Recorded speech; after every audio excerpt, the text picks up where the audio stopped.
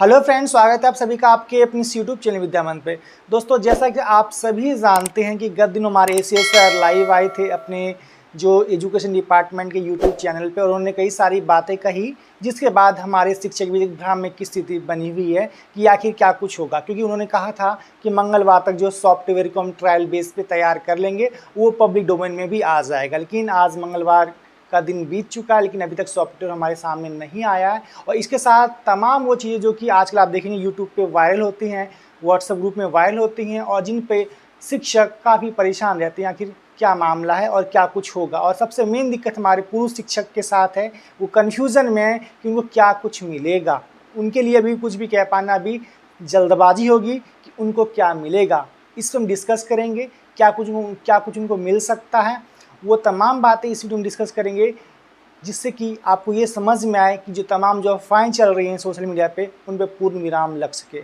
बहुत सारे ऐसे लोग हैं जो घर बैठे न्यूज़ डालते रहते हैं और दावे के साथ कहते हैं कि यही चीज़ होने जा रहा है, लेकिन हकीकत उसकी विपरीत होती है। ऐसा कुछ नहीं होता, क्योंकि आए दिन जो है हम सभी जो है मिलकर कई सारी ऐसी बात शेयर करते हैं, जानते हैं। सारे ऐसे मित्र हैं जिन्होंने कि इस चीज़ को लेकर एक स्पेस मीटिंग भी रखी थी। स्पेशली मैं थैंकफुल कहना चाहूँगा बिहार शिक्षक मंच पेज का। वहाँ पर हमारे साथ रजनीश सर भी लाइव जुड़े हुए थे, उन्होंने कई सारी बातें बताई हम सभी को। लेकिन सबसे मेन सवाल यहाँ पे ये है कि आखिर कुछ जो पत्रकार हैं वो इतने दावे के साथ कैसे कह सकते हैं कि आपको यही चीज़ मिलने वाला है। कुछ पत्रकार ये तक प्रेडिक्ट कर देते हैं कि कल मीटिंग तक नहीं हुई थी लेमन ट्री होटल में। कुछ लोग ये कहते हैं कि 200 लोगों ने खाना भी खाया था। अब सवाल है कि 200 लोग को गिनने वो गए थे वहाँ पे, और घर बैठे उनको पता है कैसे चलेगा कि मीटिंग नहीं हुई थी, जबकि मीडिया में सामने निकल के आई इस शाम को कि वहाँ पे मीटिंग हुई थी। तो लिहाजा कुछ ऐसे तमाम चीज़ें जो हैं लोगों के बीच भ्रम की स्थिति पैदा करती हैं। होता कुछ और है, दिखाते कुछ और है, जबकि उनको दिखाना कुछ और चाहिए। तो कहीं ना कहीं मैं एक बात यहाँ पे कह देना चाहता हूँ, जो ट्रांसफर पोस्टिंग का मामला हम लोग का है, ये एक बहुत ही अभी गर्म मुद्दा हम सभी के बीच है, स्पेशली पूर्व शिक्षक के साथ। क्योंकि उनका जो मुख्य इशू है, मुख्य मुद्दा है, उनको अपनी पोस्टिंग को लेकर है, जिसको लेकर वो काफ़ी परेशान है। और आए दिन तमाम ग्रुप में वो देखते रहते हैं कि कहीं से हमको कुछ गुड न्यूज़ मिल जाए, या कहीं से सॉफ्टवेयर का ट्रायल दिख जाए, कि उसमें क्या उस फॉर्मेट है, कैसे फॉर्म अप्लाई होगा, वो सबको पता चल जाए। तो मैंने यहाँ कुछ पॉइंट्स लिखे हुए हैं आपके सामने, मैं बताऊँगा। हमारा हेडिंग आज का टॉपिक है ट्रांसफर पोस्टिंग। यहाँ पे सबसे पहले आप सभी जानते हैं जो फीमेल है, मेल है, दिव्यांग है, उनको सबसे पहले अपने ही ज़िले में, यहाँ तक कि उनको अपने अनुमंडल में पंचायत चॉइस दिया गया है। यानी कि तीनों कैटेगरी के जो शिक्षक हैं, दिव्यांग हो, या मैं एक पॉइंट लिखना भूल गया हूँ, असाध्य रोग से ग्रसित भी यहाँ पे हैं। बेशक उनमें माँ बाप को छोड़ दिया गया है, बहुत बड़ी यहाँ कृपा की गई विभाग के द्वारा, क्योंकि माता पिता तो परिवार का सदस्य होते नहीं है, बाकायदा उनको भी ऐड होना चाहिए था।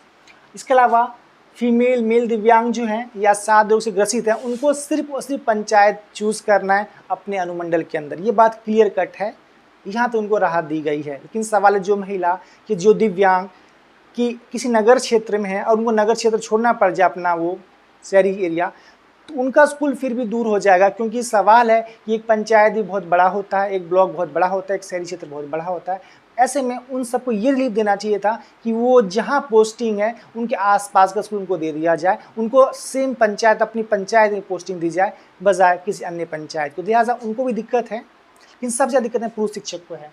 आगे आप देखेंगे मैं लिखा पंचायत चॉइस है इन सभी के लिए, फीमेल, मेल, दिव्यांग और असाध्य रोग से ग्रसित के लिए।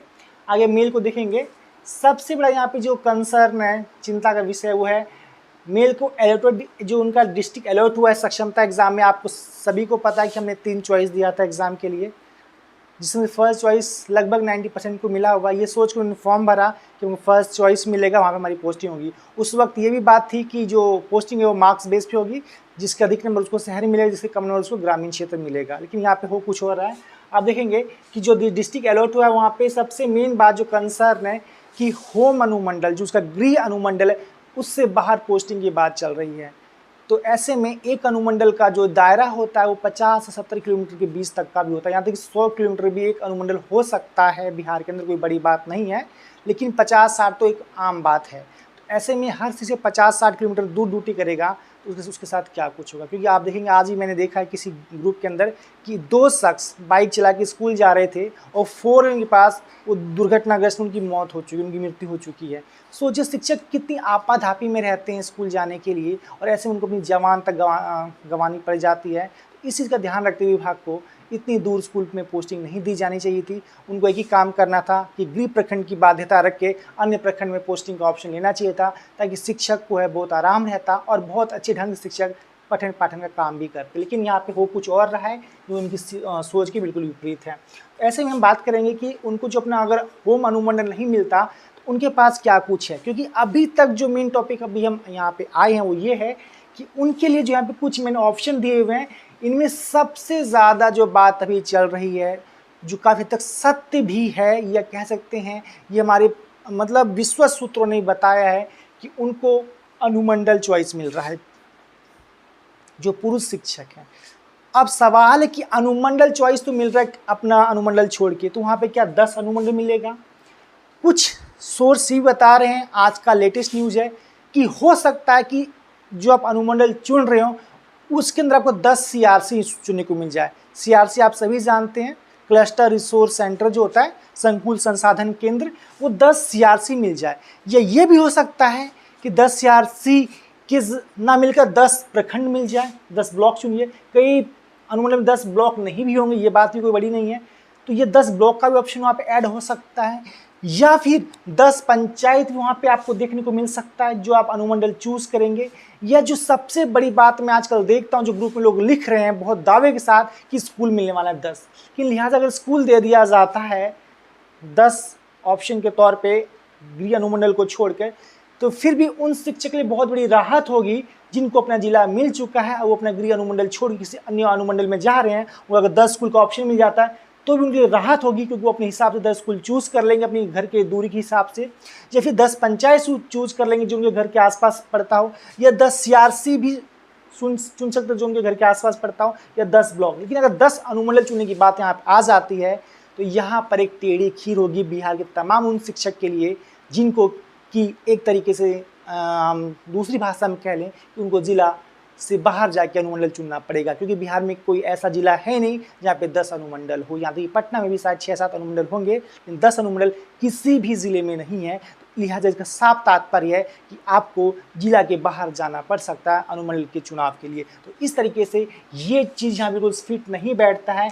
इसकी जगह पे जो है आपको या तो 10 CRC, 10 पंचायत या 10 स्कूल या फिर 10 पंचायत का ऑप्शन मिलना चाहिए। और मैं उम्मीद करता हूं कि जो सॉफ्टवेयर का ट्रायल होगा उनमें से हमको इनमें से कोई ऑप्शन देखने को मिल सकता है, इसकी मांग करते हैं। क्योंकि अगर ऐसा नहीं मिलता है तो शिक्षक काफ़ी हद तक नाराज़ होंगे, क्योंकि उनको उनकी उम्मीद से विपरीत मिल रहा है। सबसे पहली बात, उनको अनुमंडल छोड़ने की बात चल रही है जो कहीं से भी तर्कसंगत नहीं है। प्रखंड तक सही था, अनुमंडल कहीं से भी सही नहीं है।